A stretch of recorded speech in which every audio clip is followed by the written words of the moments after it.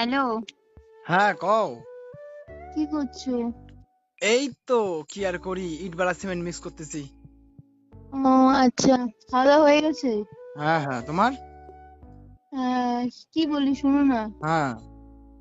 বললাম আর তো মাত্র 2 মাস, তাতেই দুর্গা পূজা, তুমি কি বাড়ি আসবে না? আরে বাড়ি তো যেতে ইচ্ছে করে, তবে কি বলবো বলো, অনেক ঋণগুলো তো শোধ করতে হবে।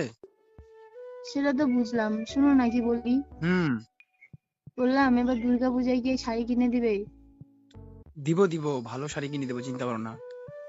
তোমার তো কি ওই আগের বছরেও আমাকে একটা 500 টাকার শাড়ি কিনে দিয়েছো। এবার কিন্তু আমি এত কম দামি শাড়ি নিব না, আমাকে এবার 5,000 টাকার শাড়ি লাগবে। কি বলো এইসব? সারাদিন কাজ করে 700 টাকা হাজিরা পাই, আর তুমি বলছো 5,000 টাকা শাড়ি কিনবে? আমি ওইসব বুঝি না, আমার দামি শাড়ি লাগবে, তুমি কি করবে আমার দেখার দরকার নেই। আরে বোঝো না কেন, অত দামি শাড়ি পরলে কি বড়লোক হবে নাকি? সেটা আমি জানি না। পাশের বাড়ির একটা দিদি, ওর স্বামী 7,000 টাকার শাড়ি কিনে দিয়েছে, আমাকেও লাগবেই। আরে শোনো, মানুষের দেখে আমাদের কি লাভ বলো? ওরা চাকরি করে আর আমি একজন পরিযায়ী শ্রমিক, বিদেশে কাজ করি। আমি ওইসব বুঝি না, শাড়ি কিনে না দিলে আমি কিন্তু বাড়ি থেকে চলে যাবো। তোর বিয়ে করার সময় মনে ছিল না গোলাম? আরে বাবু বোঝো না কেন, 5,000 টাকা দিয়ে শাড়ি, আমাদের 5,000 টাকা দিয়ে সংসার চলে যাবে 1 মাস। দেখো ওইসব আমি কিছু শুনতে চাই না, আমার দামি শাড়ি লাগবে তো লাগবে। আর তুমি এমন করছো কেন পাগলের মতো? এমন করবো না মানে? বিয়ের আগে প্রেম করার সময় তো ভালোই নাটক মেরেছিল, আইফোন কিনে দেবে, তাজমহল ঘোরাবে, এখন কই গেল সব? বিয়ে ঘর শেষ, বিদেশেও ভাগা শেষ। আরে শোনো শোনো, ইস, কি শুনবো বলো? কোন কাজ কোনো কাজ কামাই না শিখে মেয়ে পটানো ভালো শিখেছিলে, আর এখন বিয়ে হওয়ায় শেষ, কাজের জন্য বিদেশে যাওয়া শেষ, আর আমার কোনো মানে চাহিদাও পূরণ করতে পারছো না।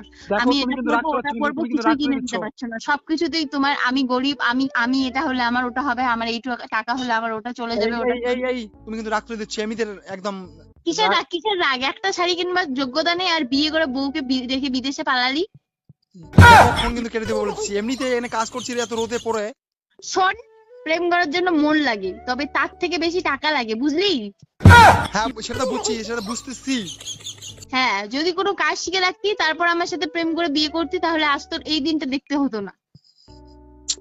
কি কই, কাজ কাজ শেখানোর সময়টা। শেখানোর সময়টা তুই মেয়েদের পিছনেই কাটিয়ে দিয়েছিস। হ্যালো। আমি কোন ভুল করে যে তোর সাথে প্রেম করে বিয়ে করতে গেলাম, এখন আমারই লজ্জা লাগছে। কি বলছো এইসব? তুমি তুমি কি হচ্ছে আজকে, কি হইতেছে তোমার? হ্যাঁ হ্যাঁ হ্যাঁ, তোর সাথে পালিয়ে বিয়ে করাটাই আমার সব থেকে বড় ভুল।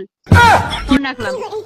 আরে এমন কেন করো শোন বেশ? মন দিয়ে, পুজোর আগে যেন শাড়ি পাই আমি, না হলে বাড়ি থেকে আমি চলে যাব। আরে বোঝো না কেন? আমি আর বুঝতে চাই না। আর একটা কথা মনে রাখবে, টাকা কামাতে না পারলে ভালোবাসা, বউ প্রেম সব জানালা দিয়ে পালিয়ে যায়, বুঝলি?